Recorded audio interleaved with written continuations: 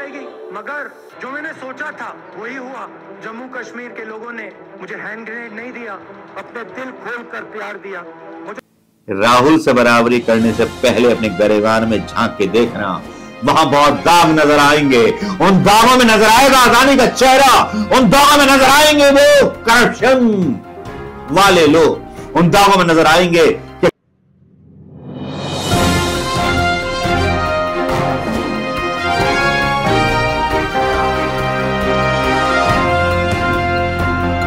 दोस्तों नमस्कार। आज बात करेंगे जो पिछले दिनों से बातें चल रही हैं। भाई सोशल मीडिया पर भाई बातें चलती हैं, प्रधानमंत्री मोदी का आईटी सेल है, उसको जो है मुंह की बवासीर है, और इतनी मुंह की बवासीर है वो कुछ भी बोलता है, कैसे भी बोलता है, जिसमें प्रधानमंत्री मोदी खुद फंस जाते हैं। और प्रधानमंत्री मोदी कुछ इस तरह से फंसते हैं कि निकलने का रास्ता उनको दिखाई नहीं देता। अभी देखिए ना, पिछले दिनों इन्होंने बात शुरू कर दी रावण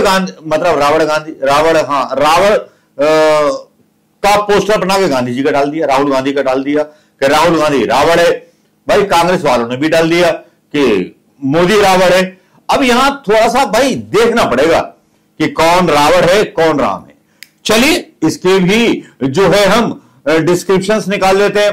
रावण एक शासक था, एक देश का शासक था, राजा था, और राम जो थे वनवासी थे, उनके पास कोई शासन ही नहीं था। कुछ देर के लिए राहुल को राम समझ लीजिए, कुछ देर के लिए राहुल को राम समझ लीजिए, जिसके पास कोई शासन नहीं है, जो सत्ता का अधिकारी नहीं है। लेकिन रावण जो है प्रधानमंत्री मोदी की कल्पना कीजिए, रावण के पैरों के नीचे 9 ग्रह जो थे कैद थे। रावण अपने इशारे पर 9 ग्रहों को इशारा करता था, लोगों की दशा बिगाड़ दिया करता था। यह था रावण का प्रताप। और हमारे मोदी जी का प्रताप तो आप जानते ही होंगे, और मोदी का प्रताप बताने की जरूरत तो है ही नहीं। मोदी का प्रताप तो इतना गहरा है कि रावण के पास तो 9 ग्रह थे, इनके पास तो 18 ग्रह जो कब्जे में। रावण उस समय 9 ग्रहों से काम चलाता था, अपना कब्जे में रख के। किसी कुंडली यहां रख दी, किसी का यहां रख दिया, किसी का वहां रख दिया, और शनि देव को मुक्त कराकर मतलब हनुमान जी ले गए थे। लेकिन यहां शासक जो है प्रधानमंत्री मोदी जी हैं। देखिए ना, मुंह की खानी पड़ रही है, आज मुझे बोलना पड़ रहा है, मुझे बड़ी शर्म आ रही है, मुझे बड़ा दुख हो रहा है कि मतलब अपनी चाल में क्यों फंस जाते हैं बीजेपी आईटी सेल के लोग। क्योंकि यहां प्रधानमंत्री मोदी शासक हैं, उनके अंडर में ईडी, आईडी, सीबीआईडी, न्यायपालिका, पुलिस और मतलब चुनाव आयोग, जो चुनाव होता है जिससे लोकतांत्रिक प्रक्रिया से सारे लोग चुने जाते हैं, वो सब तो अंडर में है दशानन के। तो ओबीसी के पहले ऐसे जो है प्रधानमंत्री हैं जिनके अंदर इतना हुनर है कि वो सब कुछ मैनेज कर सकते हैं। तो प्रधानमंत्री मोदी जी की और राहुल गांधी जी की हम क्या तुलना करें भाई। बात ही अलग उलट लगती है, क्योंकि लगता है कि प्रधानमंत्री मोदी जी राहुल गांधी से इसलिए डर गए, बीजेपी आईटी सेल इसलिए डर गई कि राहुल गांधी देश में 3800 किलोमीटर चले, देश के लोगों से मिले। प्रधानमंत्री मोदी जी की बिसात है, वो तो केवल अमीरों के हवाई जहाज में फुर फुर करके उड़े। भाई फुर फुर करके उड़ना भी एक कला है ना। तो वो जानते हैं कि हिंदुस्तान में चुनाव पैसे से जीता जाता है, झूठ बोलने से जीता जाता है। सबको पता है, सबको खबर है, जाने बाहर जाने गलियार प्रधानमंत्री मोदी सबको पता है। लेकिन मतलब राहुल गांधी का कद बढ़ा दिया आपने रावण बोल करके। लेकिन रावण तो जो था वनवासी मतलब शासक था, राहुल गांधी तो सड़क पर है, 3800 किलोमीटर सड़क पर चल रहा है अपनी वानर सेना के साथ। और वानर सेना के साथ वो चलता है, ना उसके पास नवग्रहों का आशीर्वाद है, ना उसके पास आप जैसी ईडी, आईडी, सीबीआई जैसी कंपनी जो आजकल के ग्रह कहे जा सकते हैं कलयुग में, उनका आशीर्वाद प्राप्त है, ना उनके ऊपर उसकी चलती है। किसकी? राहुल गांधी की। लेकिन राहुल गांधी है क्या? क्यों राहुल गांधी से डर गए प्रधानमंत्री मोदी जी? प्रधानमंत्री मोदी जी डर गए राहुल गांधी की भारत जोड़ो यात्रा से। जिस भारत जोड़ो यात्रा ने जो बीजेपी ने एक छवि बनाई थी कि नॉन सीरियस नेता है, पप्पू है, गप्पू है, टप्पू है, लेकिन राहुल गांधी के सामने बौने साबित हो गए प्रधानमंत्री मोदी जी। एक विचारक के तौर पर उभरते हुए राहुल गांधी अलग नजर आते हैं। सत्ता पर एक ऐसा डंडा जो डंडा चला सके। प्रधानमंत्री बनने की भी इच्छा जाहिर नहीं करते, कभी खुल के नहीं बोलते। यह होता है वो आदमी। एक वो थे हमारे मोदी जी जो भीख मांग रहे थे प्रधानमंत्री बनने की और बोल रहे थे किसी चौराहे पर लेके चले आना और मुझे फांसी की सजा दे देना, जो सजा आप दोगे मैं मंजूर कर लूंगा। भाई मोदी जी, राहुल गांधी तो आपसे अलग है। वो लगता है श्री राम के कदमों पे चल रहा है। जिस तरह से वानर सेना, आदिवासियों, ओबीसी ने साथ दिया राहुल गांधी का, वो वाकई में एक गजब था। 3800 किलोमीटर की यात्रा में अपने आप को एक नेता साबित करना, पैदल यात्रा करना, और कश्मीर में वो भावुक बयान जिसके बारे में आपने बोला था कि कश्मीर नहीं जाने देंगे, ये नहीं करने देंगे, वो सीधा सीधा तमाचा था। लेकिन वो तमाचा क्या था? राहुल गांधी का ये भारत जोड़ो यात्रा का वीडियो यहां हम सबको देखना बहुत जरूरी है दोस्तों। उससे पता चल जाएगा कि रावण कौन है और राम कौन है। लगा फासला देखकर, पर मैं बढ़ता गया रास्ता देखकर। शुरू करेंगे।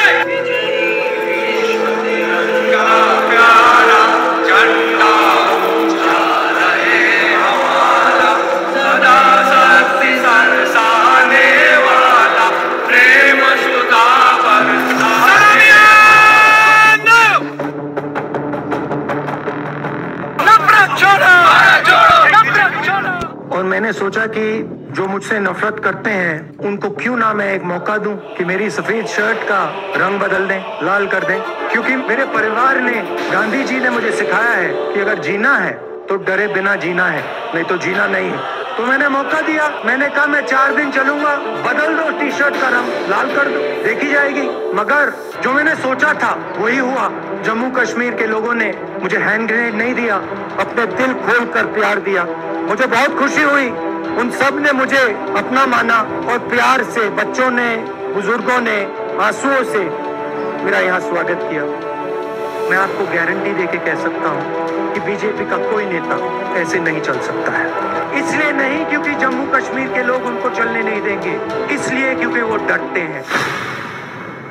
यहाँ खड़े होते हुए गर्व महसूस हो रहा है कि कांग्रेस पार्टी ने एक ऐसी यात्रा की जिसकी ओर पूरा देश देख रहा है और पूरे देश ने जिसका समर्थन किया। एक तरह से यात्रा एक आध्यात्मिक यात्रा रही, जिस सत्य, अहिंसा और प्रेम के आधार पर इस देश की नींव डली, उसे हम बचा कर रखें, उसे हम बुलंद करें।